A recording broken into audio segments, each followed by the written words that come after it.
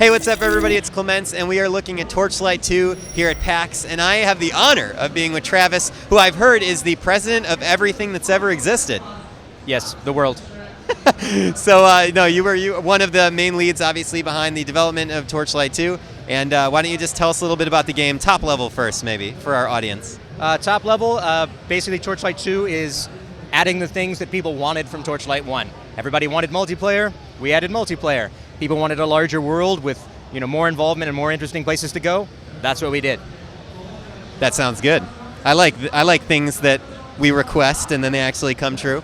So what are we seeing here right now? Is this new to PAX, or is this something we may have seen already? We've shown kind of the desert regions a little bit before at the previous PAX. This is the start of Act 2.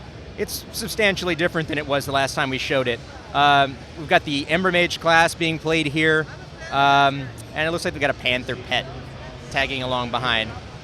Can you talk real quick about the classes, maybe for me especially, since I don't know all the classes you guys have in this one? You bet. So obviously this is the Ember Mage. This is probably our most classic kind of class. It's a sort of a traditional caster that uses fire, ice, and electrical magic. We also have the Berserker, who's kind of an up-close and personal, beat people to a pulp class that tends to favor claws and fast weapons, and also has some sort of beast spirit magic that they can use. Beast spirit magic? Like wolves and werewolves and crazy stuff. Lots of life stealing. And then we have the Engineer class, which can construct support robots, machine gun turrets, little spider bombs that run after things and explode, and tends to favor larger two-handed weapons and shields. Then we also have the Outlander, which is a ranged pistol, rifle, bow class that also uses kind of dark gypsy magic flavor. That kind of sounds like my favorite so far. And a glaive, because we like crawl. Dark gypsy magic and a glaive. There we go. Awesome. So now what we're seeing here is basically just the game in action. We have a health on the left, mana on the right. It's a very traditional system people will probably recognize as playing top-down, point-and-click RPGs. You bet. And hopefully nobody will have any problems figuring this out. So can you talk a little bit about the skill system? Is there anything specific here that we're seeing that maybe will take some getting used to? Ideally, there won't be too much that takes getting used to. One of the main things that we wanted to do with the classes over Torchlight 1 was make them, A, more unique, because the first game had a lot of shared skills between the classes. We don't do that anymore. And B, to have more interest to the individual skills, more reason to use them apart from just dealing damage. So we introduced elements like shatterable shields, or the ability to pull opponents, or for them to pull you, that we give you counters for in the form of skills. The other major addition that we have, which we did after the beta and was due to some of the feedback we got, was that we added a tier system to skills. One of the classic complaints about skills is, I put a point in it and I kind of have the skill. Putting more points into it, it's not that much different now. Why do I want to do that? So we added a system where every 5 points, there's usually some sort of substantive change to the skill that gives it a new ability or a new property that you wouldn't otherwise get and is hopefully useful to you. We also added a limited respecking system. I'm sure there will be a mod day 2 for unlimited respec, but we made a nod, at least in that direction. You can always respec the last 3 skills that you spent points on, so you can do a little bit of a try before you buy, but in the end you kind of have to commit. Interesting. So once you do those limited respecs, that's it. You can do it at any time, but it's always just the last 3. It's the last 3. Yeah. Got it. So how are people expected to kind of find out what are the best combinations of skills? Is that why you can just get one thing, respec it, try again with something else? Well, to a certain extent, we want people to find new skill combinations by playing again. I mean, that's part of the whole point of making a randomized game is, who cares if it's randomized if you're not going to play again? I only saw it one way and I'm done. So everything that we do, from the way we set up the loot to the fact that we require a little bit of permanence in skills, is to encourage you to play again and have a different experience and actually want to do that. That's fantastic. How long would you say the main campaign is? I'm guessing about 30 hours. Torchlight 1 was about 8. Wow, that's significantly more. Significantly more. We figured that if you were to run through the original Torchlight content in this game, you'd tap it out most of the way through the first act. There are 3 primary acts, each of them ballparking about 8 or so hours. That's at a normal or veteran difficulty. At harder difficulties, it gets longer. and then a very small fourth act. It's just kind of a capper. Gotcha. Now, the one thing that I'm having trouble seeing from back here where we're sitting is the blue bar directly above the skill bar. Can you talk to that? So each class has a separate mechanic, the charge mechanic, and it functions differently for every class and figures into their skills differently. This is the Ember Mage. The charge bar down there at the bottom builds as you attack things with skills. So when it maxes out, you have unlimited mana for a brief period of time, and you can just spam the crud out of everything you've got. For the Berserker, you build up Rage through doing melee attacks, and once it's maximum, you can do 100% criticals for a period of time, and you have increased speed, so you really want to bust through more monsters quickly. The Engineer has probably the most unique of the charge systems. He fills up little pips on a bar at the bottom, and different skills can take advantage and consume those charges, or different numbers of those charges, and become more powerful. So a skill that was local might suddenly become ranged if you have a charge to consume. And then the Outlander, I believe, with maxed charge, their charge constantly bobs up and down over the flow of combat and has sort of a scaling effect on how far and how fast they can fire.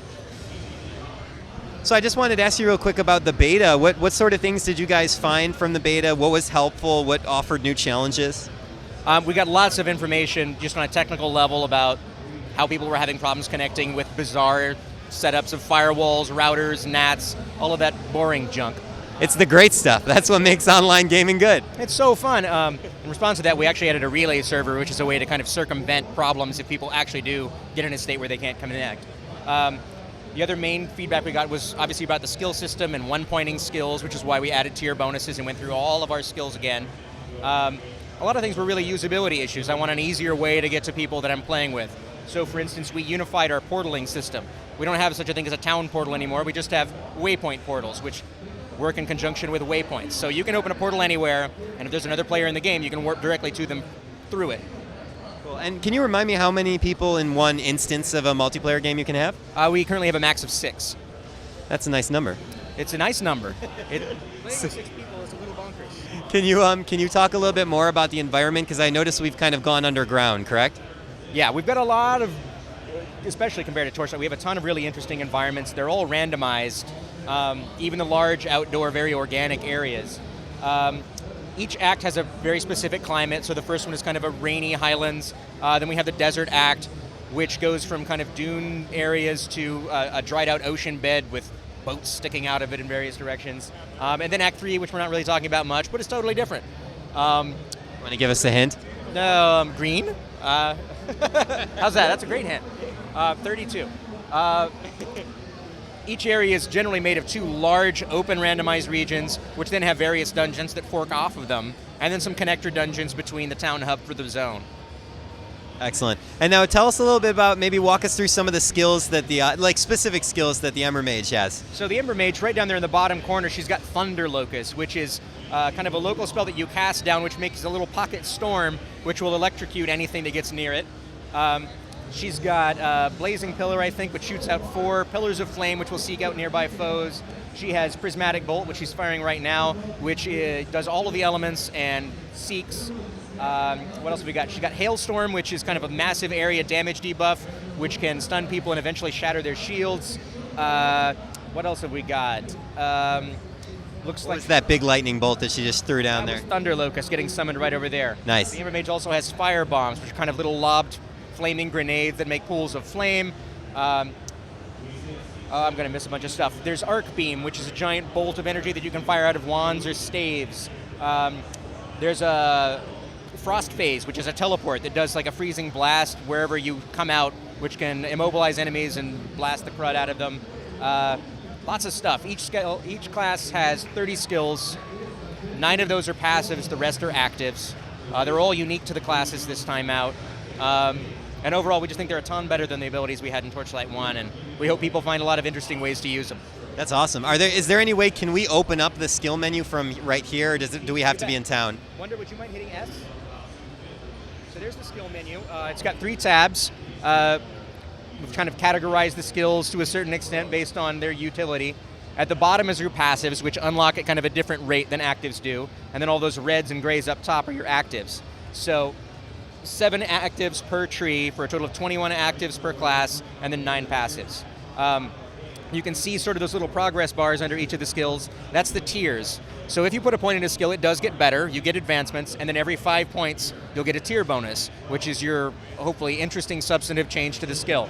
Some of these are going to be more spectacular than others. So for instance, with the engineer, there's a machine gun bot.